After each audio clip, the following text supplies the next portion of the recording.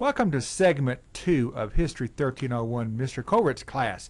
In Chapter 5, we will be talking about a virtuous republic, creating a workable government 1783 to 1789, republicanism and the politics of virtue, life under the Articles of Confederation, the movement for constitutional reform, and finally the Great Debate. One of my favorite characters in U.S. history is Alexander Hamilton, and he's our focal point for this chapter. He was born in the West Indies, but because he was so bright, the citizens there sent him to America to get schooling, but he would never return. He would fight in the American Revolution and would end up as an aide to General Washington. He would help found the Bank of New York. He would serve in the New York legislature, and he was the only New Yorker who signed the U.S. Constitution. He wrote about half of the Federalist Papers, which secured his ratification by New York. In the new government under President Washington, he was the first Secretary of the Treasury. He was one of the men who helped restore King's College, which had been suspended since the American Revolution. He would also help found the United States Mint, the First National Bank, a system of cutters, which is what is now the Coast Guard, and finally he would be shot in a duel in 1805 by Vice President Aaron Burr and would die the following day. I'm ready.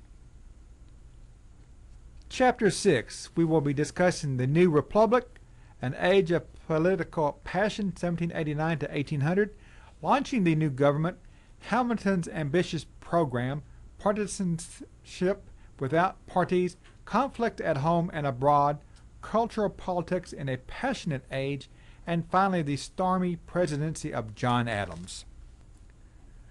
The person we're going to cover in this chapter is Anthony Wayne. The reason I chose him is because of his nickname, Mad Anthony. You kind of have to like a guy with that name. He would be born in Pennsylvania and would fight in the American Revolution. And here's just a couple of the battles he would fight at. Battle of Brandywine, Battle of Germantown, Battle of Monmouth. And the reason he was such a good fighter was because when it got down and dirty, he would just attack with a bayonet. So he also, while commanding the Pennsylvania line of the army, would face a mutiny, which was one of the most serious mutinies of the war. After the war, he was promoted to Major General, and he, of course, would retire. And then he would move to Georgia and settle on some land he was given. He was a delegate to the state convention, which ratified the Constitution. George Washington would recall him from civilian life and order him to lead an expedition in the Northwest Indian War, which at that time the American Army was just getting the butts handed to him. So he went and reorganized the army, which would be called the Legion of the United States. He would establish a training facility, and he would go and up there and would fight at the Battle of Fallen Timbers, which is just outside Toledo today. He would negotiate the Treaty of Greenville between the Tribal Confederacy and the U.S. Now, he would die from complications of gout in 1796 and would be buried in Erie, Pennsylvania. Now, here's an interesting side note. His body would be disinterred in 1809, and after boiling the body to remove the remaining flesh, as many bones as would fit in 2 saddlebags would be relocated to his family plot in Pennsylvania. Mad Anthony Wayne. Chapter 7 will be discussing the Jeffersonian America, an expanding empire of liberty, 1800 to 1824, politics in Jeffersonian America, an expanding empire of liberty, dissension at home, America confronts a world at war, republic reborn, consequences of the War of 1812, and finally, crisis and the collapse of the National Republican Consensus. The person we're going to focus on in this chapter is James Madison. Odd note, he was probably the shortest president we've ever had. He was 5'4". He was the principal author of the U.S. Constitution and is often called the father of the Constitution. He would write over a third of the Federalist Papers. He was the first president to have served in the United States Congress. He was a leader in the first United States Congress, drafting many basic laws, and was responsible for the first 10 amendments to the Constitution, thus is also known as the father of the Bill of Rights. He was the Secretary of State under Thomas Jefferson.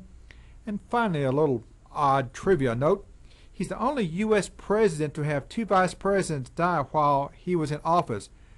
His first vice president was George Clinton, who died in 1812, and Elbridge Gerry, who would die in 1814. James Madison. Chapter 8. Democrats as Whigs. Democracy and American Culture, 1820 to 1840. Democracy in America, Andrew Jackson and His Age, White Man's Democracy, Democrats, Whigs, and the Second Party System, and finally we will be focusing on playing the Democrats' game Whigs in the election of 1840. One of my favorite characters in American and Texas history is Sam Houston. Here I could go on for quite some time about Sam, but time constraints. He was the first and third president of the Republic of Texas. He would sign the Texas Declaration of Independence. He's the only man in United States history to serve as governor of two different states, Tennessee and Texas. He's the only governor to be a foreign head of state. Remember, he was a president of the Republic of Texas. His last recorded words in Huntsville, Texas, was Texas, Texas, and Margaret, who was his wife. And finally, he was a junior senator from Texas. Remember, they were appointed back then. His son, Andrew Jackson Houston, would have his seat in 1941. At the time of his swearing in, Andrew Jackson Houston would be the oldest man to enter the Senate. It was 82 years after his father had served there. Andrew Jackson Houston would fill that post from April 21st, San Jacinto Day, 1941, until his death 4 days after his 87th birthday on... That just makes no sense. I got it. After his 87th birthday on June 26, 1941. He only attended one committee meeting as a senator. Sam Houston.